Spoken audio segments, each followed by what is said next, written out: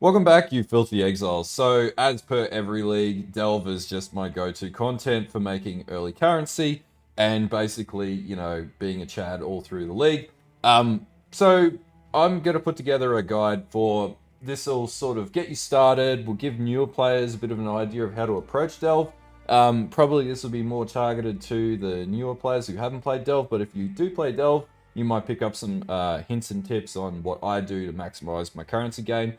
Now, often I get asked the question, how much does it make per hour? Entirely depends on your efficiency, your character, RNG, and how deep you go as well. And we'll cover off on like when you should start delving and all that sort of jazz at the end of the video at I think point 0.7 or so that I've got flagged here. So anyway, let's talk about 7 key tips for getting started with delve and making some early currency. Okay, first thing, let's get started with patch notes here. So there were no major changes to Delve.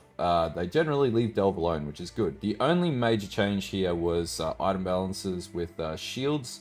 Delve exclusive shield prefix modifiers that provide plus 3% to maximum fire, cold, and lightning res no longer roll, which is fine. We can live without that. So that's basically it in the patch notes for any changes. So moving past patch notes and any question that might be there, let's get into the first thing about Delve that you should know. Okay, so Delve is exactly what it sounds like. You delve down into some mines, generally from about Act 4, Act 3, Act 4, Act 4. And you get access to Nico, you can talk to him, you go to the waypoint, you can hit the delve or mine encampment, and that's where we start our delve journey. So we get access to this basically infinite map with all these nodes and what are called biomes and whatnot, and we'll cover this off in a later part of the video. And yeah, we can pretty much target farm, we can do abyssal chambers, which have like really good drops. We can farm fossils, which we'll talk about as we go through this video. We can just hit up straight up currency nodes, or we can farm azurite and any plethora of other things, including 3 bosses, including the Grand Architect's Temple.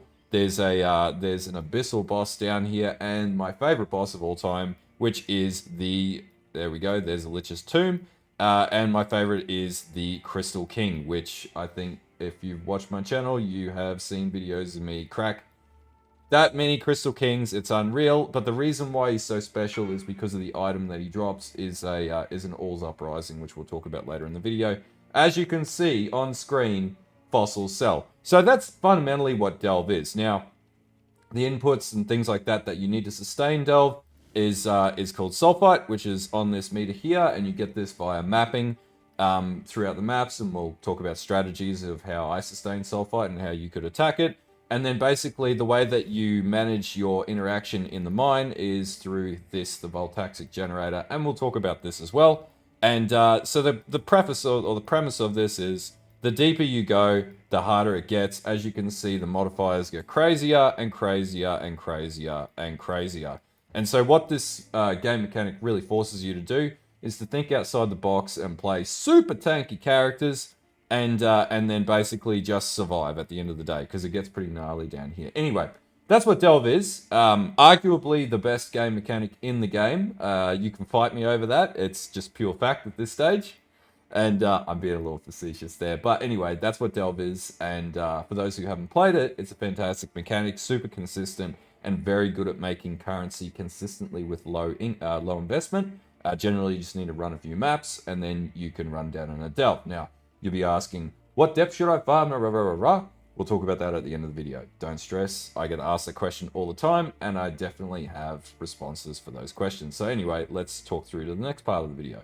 Okay, so the general question that I get when it comes to Delve is, how do you make currency in Delve? And there's a number of different ways you can do that. So the first of all is you can farm fossils, which drop down in Delve, and they come from these fossil nodes here that we can see on the screen. And that's just one way. So time lost drop glyphics. We've got humid fissures that drop fractured fossils, and magma chambers that drop faceteds, all of which are really rare.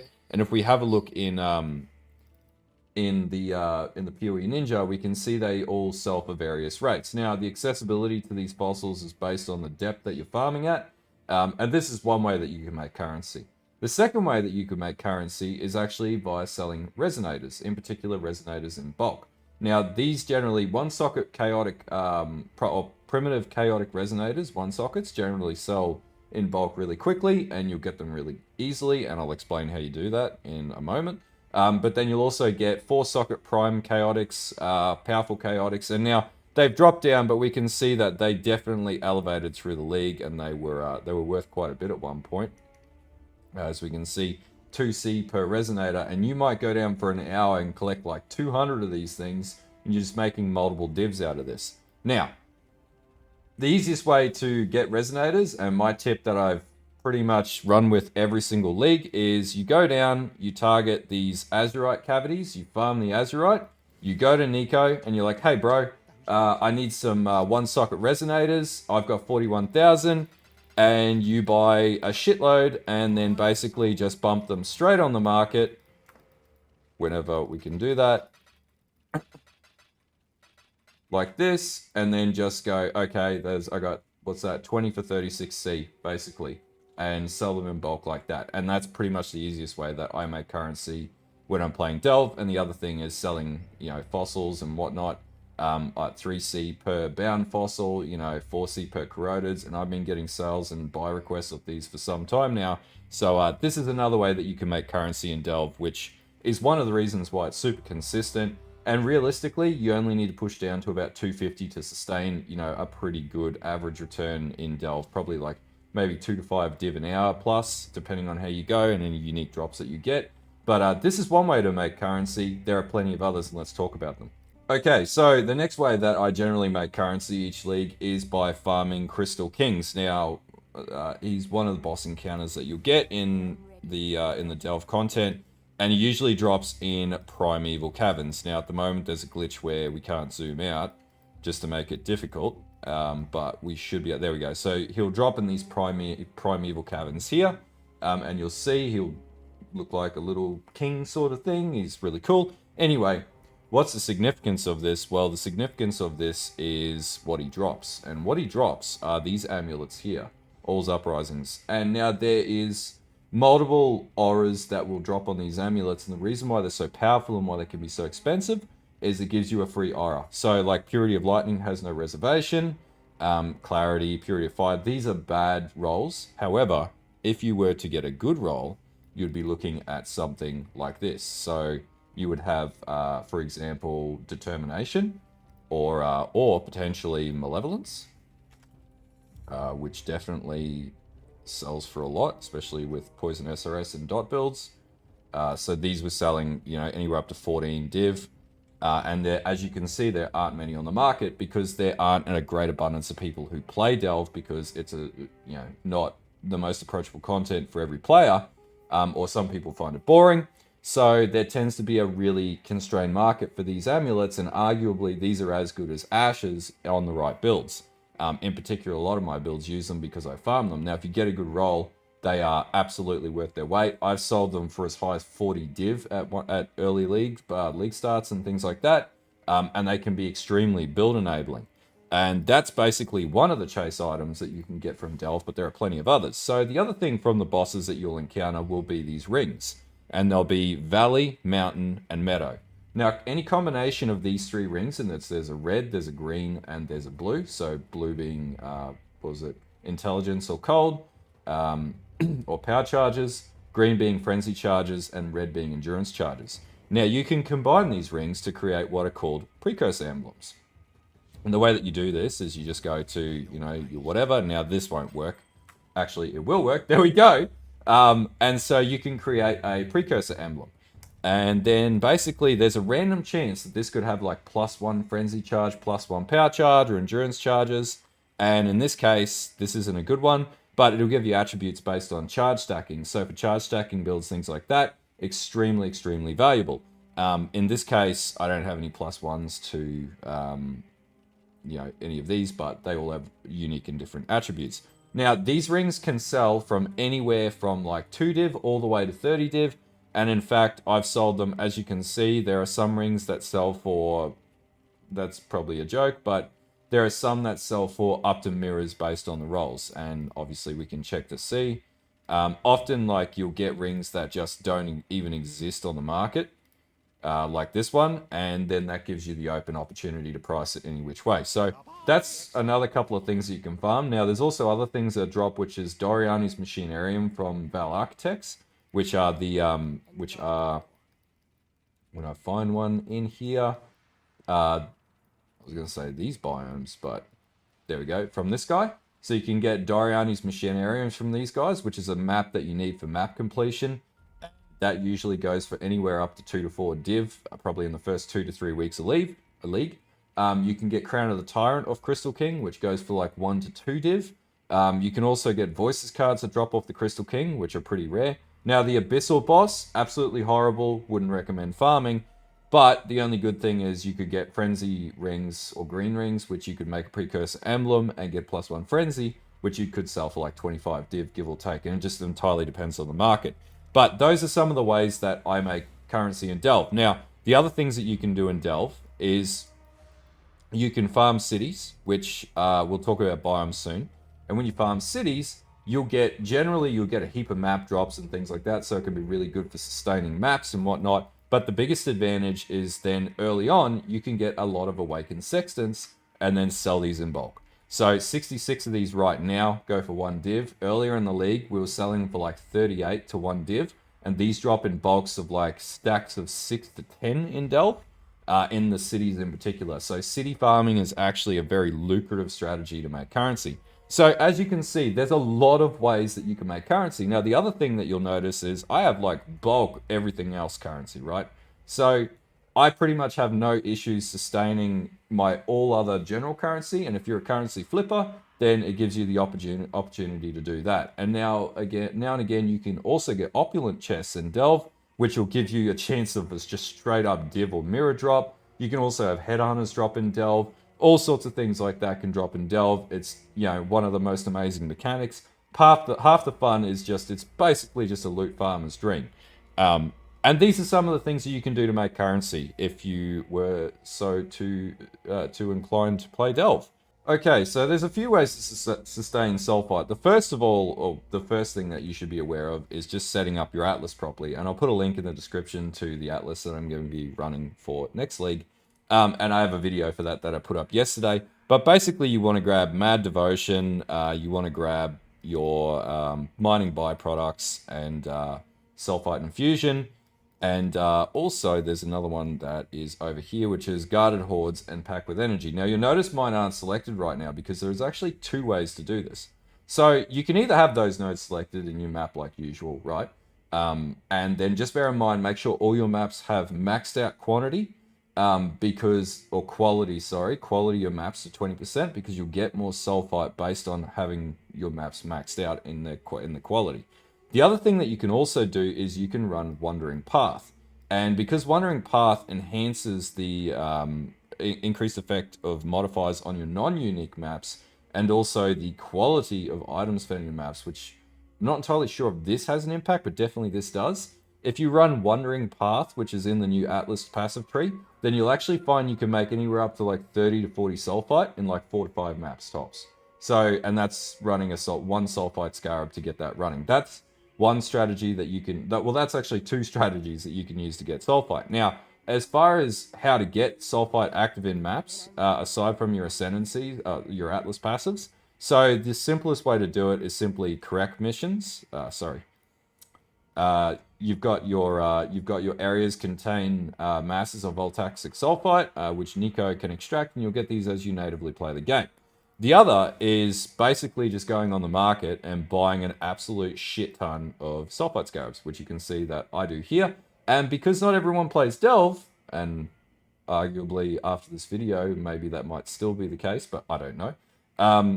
Because not everybody plays Delve, generally rusted Sulphite Scarabs are really cheap. They're like 1 or 2C all throughout League. And so you can get better Sulphite Scarabs, but honestly, rusteds with Wandering Path or what I've shown you just there will get you plenty of Sulphite.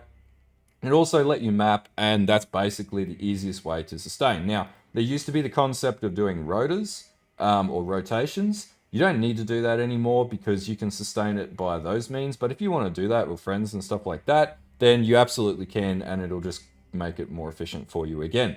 But that's basically how you sustain Sulphite in Delve. Okay, so what are biomes? And the good thing about them actually doing updates on the new POE wiki site is we can actually look at this in a bit of detail. So basically, biomes are areas of the mine that have specific attributes and or things can specifically drop in them. Similar to like maps, like if you're running Crimson Temple maps or whatever it is, biomes are very similar in that different fossils drop in different biomes and at different levels.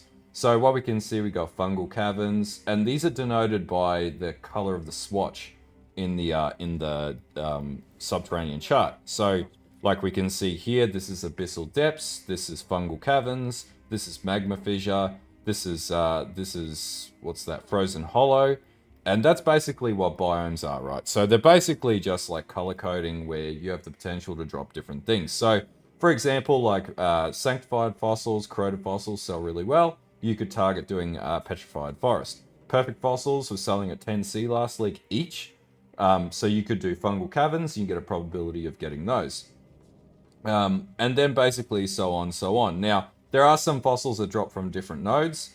So as noted, human fissures, molten cavities, facets and fractures, time lost glyphics, hollows drop from crystal spire, bloodstain from stonewood, and tangled from haunted tombs. And you'll encounter these on the map as you sort of work through it. Now, aside from biomes, you have three other different types of cities. So cities are basically where you'll have these ruined chambers, you'll have abyssal chambers and primeval chambers, which are these here. And so basically what these do is they give you like loot chests, and then basically you get like a shitload of currency or whatever it might be. You could get divs drop. I've had any manner of things drop out of these, and they're fantastic to farm. Once upon a time, I never used to farm them. So these are cities, and you can see them clear with the gold outline here. Once upon a time, I never used to farm them. They're actually super profitable to farm, and you should farm them. And that's basically what biomes are. Now, different biomes have different levels of access. So generally with Crystal King, Primeval, from what I'm aware of here, if these are up to date, Primevals will spawn at about 111, but Crystal Kings won't become available until about 130 or so. And that's the same with any bosses and whatnot. So they can, yeah, they spawn at different depths based on how difficult of content you're playing. And then the chance to spawn a really good boss or whatever becomes accessible the lower down you go. I really only focus on Primevals and Crystal Kings generally, because they're the most profitable of the bosses to farm in Delve, and from about 130 or so, you can pretty much just go down and smash Crystal Kings. Now, the lower down you go, the higher probability you have of running into things like Crystal Kings and or these better nodes like Timeless, Molten, and Humans. And this will make you more and more currency. So there's an incentive to go down lower and lower and lower. But we'll talk about the depths that you should go to or what you can go to further in the video. But that's basically what biomes are. So if you've got any questions about that, hit me up in the comments below. And I'll also put a link to the wiki as well, outlining that as well. But yeah, that's biomes. Okay, so this is something that I never used to feature in this type of video because I never really cared for it. And it was not until last league, and that's when I was like, hey, this is actually pretty good. So also included when you're farming down, you'll encounter these restless rubbles here, right? So contains lightning items, contains cold items, fire items, so on. Contains mana or cursed items, haunted remains. In particular, the biggies that I like are the Necromancers, Grimcorse, and Beast Burrows, all containing minion and aura items. The reason why these are really good is because they can basically give you stuff like this here. So this is a +1 Spectre chest, which for this league, Forged Frostborn Spectres were really, really powerful. And so, you know, we were selling these for like multiple divs, like 10 to 20 div. The other thing that they'll drop in Necromancer nodes are in particular things like +2 Spectre Boots and potentially your +2 Helms as well. For minion gems as well. So these are quite expensive. And for example, +1 Spectre and +2 Spectre Gem Boots are unique rolls that you can only get in Delve, which is why they're so rare. Now, other things like cursed rings and things like that, it's really lucrative to be able to get those in Delve because they're so accessible. The other thing that you can get, which is a animalistic item, gives you things like, you know, your aspects, for example. So you could farm these nodes and get items that give you aspects, which potentially you could roll them into really super powerful, you know, rare items, or they could be build enabling. So you can get access to all of these items in Delve relatively easily, and potentially you could flip them. So like Heist, you know, where specific items drop, Delve is really good at this, and you can make a lot of currency off these particular items, or you could use them in your builds. Either way you shake it. Just another reason why Delve's worth playing at the end of the day. But yeah, that was my next point that I had on delving. Okay, so now we get into the more nitty gritty stuff. So you've started delving in the league, and you go, okay, so you know, you go into the Azurite mine, you do the first couple nodes, as we all do, and then you come back with a bit of Azurite, and you go, okay, I need to level up my Voltaxic generator. And I should note that when you're leveling up your Voltaxic generator, you want to basically, there's a few attributes that you want to keep maxed out at all times. The first being you want to have your darkness res maxed out straight away. So the first thing that, if I had to sequence things, I would go sulphite capacity first, raise that. So that means you can delve more, and when you map, you get a lot more sulphite. And then I would increase my darkness resistance, and then increase my light resistance. And then it becomes a balancing act of maxing out all three of these. Now, beyond that, make sure that you increase your light radius on your flares as the fourth item that you target, and then your maximum flares. And so that way you can have maximum flares at all time, and these will keep you alive when you are delving. Duration, I never really worry about duration. It's a bit of a waste. Get it to 20. Don't go and blow too much Azurite in it, because we want to use that Azurite to buy, you know, things like our resonators, so we can make currency. Now, dynamite, I usually get to like 7, it caps out. The further down you go, you get more access to dynamite, and this is for breaking walls, and I've got a whole video on this. I'll make a new video this league because it's now 2 leagues old, but I'll put a link to that video of how to actually, you know, do all this stuff that I'm talking about, how to crack walls and all that sort of stuff, and how to kill the Crystal King, because there's an art to all of it, and all of it will be in the description of this video to give you all the tools that you need. So things like radius, I never upgrade that. I might upgrade the damage, because you can use the flares to actually kill bosses and or kill difficult enemies in Delve. So the dynamite. So you can actually throw it at enemies. You can use it to crack through, you know, walls, but you can also use it to kill enemies that are troubling in Delve. So there's that. So just to recap, we want to hit a couple upgrades into Sulphite. Then we want to go darkness res, light radius, then back to darkness res, back to light radius, then back to darkness res, light radius, until you get them maxed out. Then punch some more sulphite capacity when you can do that. And then update your light radius on your flares and the number of your flares. That's all you really need to focus on. And try and get your maximum up to about 7 on your dynamite. And that should get you going with Delve. That's basically the sequence. That's the art to it. That's all you need to know. Okay, so the last question that I get often is, when should you start delving? Well, generally, I don't start delving until I have at least most of my atlas completed, like getting to like 85 maps or something like that, maybe 70 to 85 maps.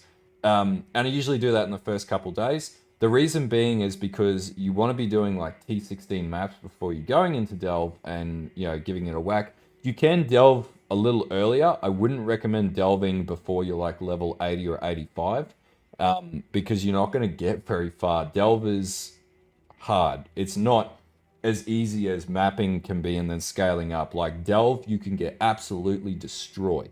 And that leads me to the next part of this video, which is, what depth should you farm?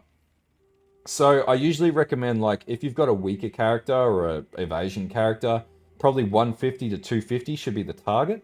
The reason being is flicker spiders. Evasion builds do not work in Delve, and I've seen plenty of creators and other people turn around and say, hey, you can play evasion builds in Delve. You can to a degree, but you're not going to go deep with that. Now, there are a couple of exceptions with a couple of different builds that are out there, but they are super expensive to get working. But the general notion is armor Andes are the way to go in Delve. Big, you know, crazy amounts of regeneration, armor, life, if you can get it. And then max cap resistances and block is generally my go-to on most of my Delve builds, and pretty much all my builds work in Delve. So if you go through my channel, most of my builds will work in Delve for you, like 90% of them. So then the next question is, what's the best step to farm? So the best step to farm that I generally stick to is about 300 to 350. Now, if you're going down to 500, you need a bit of a Chungus character that can take it. But generally where I sit, I wish I could zoom out because there's currently a glitch that's bricking POE at the moment in Delve, where it just basically, kills your game or whatever. So you'll see, like, I can probably go out too. Yeah, you'll see I go up to like 400 if I want to go a bit lower, but you'll see me go horizontal for quite some time at 378. And this also, so I just go up here. And then the same will apply if I go further up. I generally tend to stick about 350. And so like I'm going horizontal again, actually quite a fair bit here.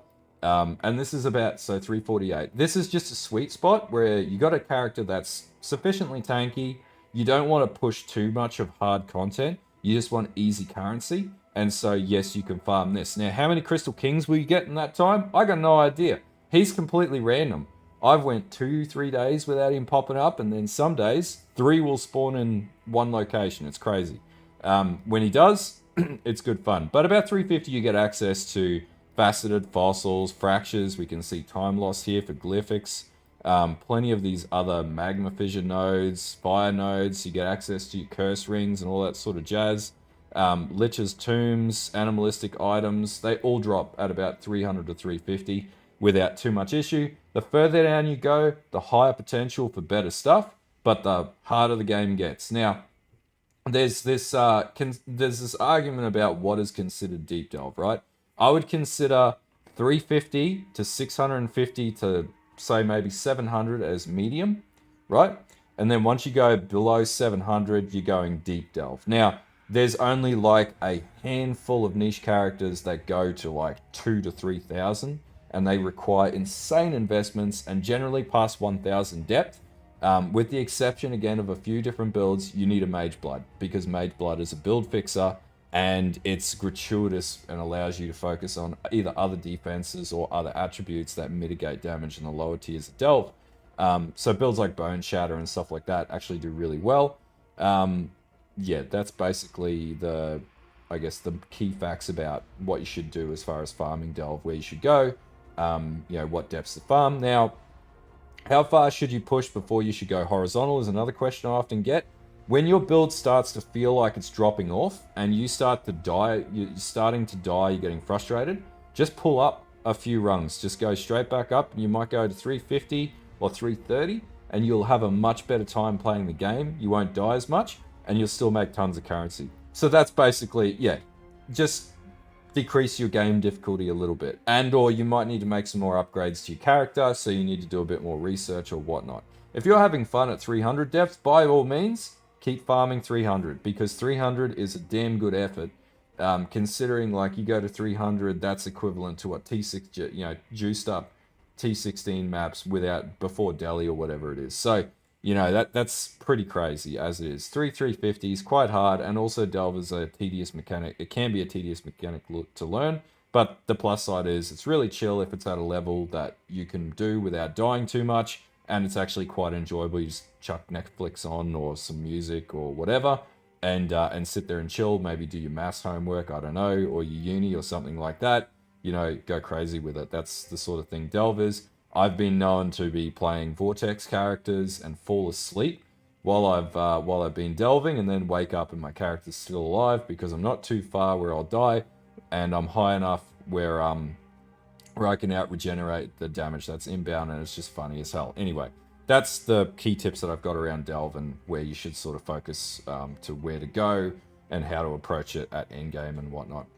Okay, so hopefully this video helps you on your path to playing Delve. Like, always been one of the biggest advocates for Delve over all the years and leagues. I was going to say years and leagues, but yeah, it's been a long time.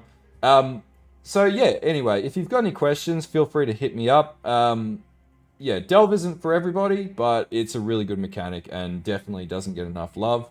And we've got to make Delve great again. But yeah. Anyway, if you like this video, if it's helpful, don't forget to like and sub. Follow the Twitch. Follow the Twitter. There'll be some links in the description about how to take down the Crystal King because there's a method to that. My currency strategy from 3.20, which will be making a new one of those this league anyway, because I do one every second league because things change, and I like to keep things new and refreshed. And yeah, any other information will be down below, links and whatnot to the wiki and all that sort of jazz. But until next time, stay safe and stay filthy.